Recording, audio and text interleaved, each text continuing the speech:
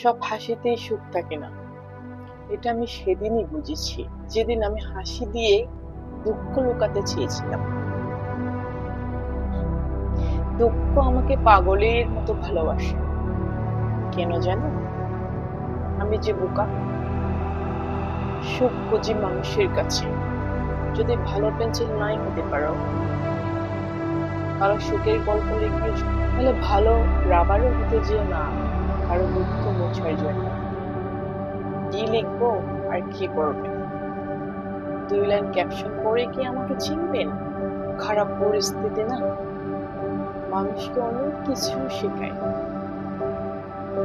একা চলতে শেখায়, একা বাঁচতে শেখায়, নিজের পায়ে দাঁড়াতে শেখায়, বাস্তবতা শেখায়। চেনা মানুষের আড়ালে অচেনা মানুষকে চিনতে শেখায়। টাকা দিয়ে বই কেনা যায়, কিন্তু বিদ্যা টাকা দিয়ে রক্ত কেনা যায়, কিন্তু জীবন দিয়ে সুন্দর মানুষ কেনা যায়। আমার মনে সেদিনই বুঝবে যেদিন তোমার জীবনে সব কিছু থাকবে, তো আমি নামক মানুষটা আর থাকবে। মানুষের সাথে মিশে কম বেশি অনেক কিছু শিখেছি, কিন্তু স্বার্থপর কিভাবে হব সেটা আজও শিখতে পারিনি। বিষ পেটে গেলে জীবন শেষ, আর যদি কানে যায় সম্পর্কটাই শেষ। সাগরে অনেক ঢেউ থাকে, কিন্তু সব ঢেউ কিনারে আসতে পারে না। ঠিক তেমনি জীবনে অনেক বন্ধু হতে পারে, সব মনের মতো হতে পারে না। পৃথিবীতে বাঁচতে হলে অনেক সময় অনেক কিছু মেনে নিতে হয়। কিছু কিছু মুহূর্ত আসে না, নিজের ভালো লাগাটাকেও বিসর্জন।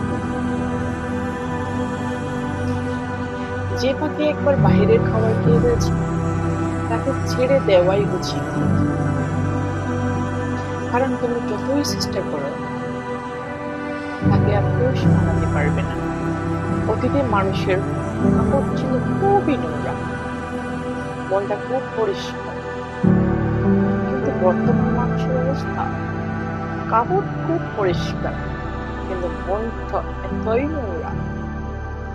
হয়তো এটা আমার শেষ অভিমান, কারণ এবার তোমাকে বোঝানোর জায়গায় আমি নিজেকে বুঝিয়েছি। কোনো কিছু না খেলে যেমন স্বাদ বোঝা যায় না, ঠিক তেমনি খারাপ সময় না আসলে শিখে যায়। তোমার উপর অধিকার দেখিয়ে যখন শূন্য হাতে ফিরতে পারে, তখন না নিজের প্রতি খুব ঘৃণা, নিজেকে আমার দেওয়া বিরক্তকর মেসেজ করবে, খুব বেশি মিস করবে। আজ মনকে জিজ্ঞেস করে দুটি পাখি বুঝতে পারবে? উত্তরে মন কি বললো জানো? উত্তরে মন বলল, তুই কি বাঁচতে পারবে? পরিবারের অজুহাত দেখিয়ে 4 থেকে 5 বছরের সম্পর্কটাই শেষ হয়ে যায়। আর যারা ছেড়ে চলে গেছে, তারা কি কখনো ভেবে দেখেছে তাদের এই অজুহাতে সুন্দর জীবনটা ধীরে ধীরে নষ্ট হয়ে যায়? জীবনে না পাওয়ার চেয়ে না পাওয়ার গল্পটা অনেক বেশি।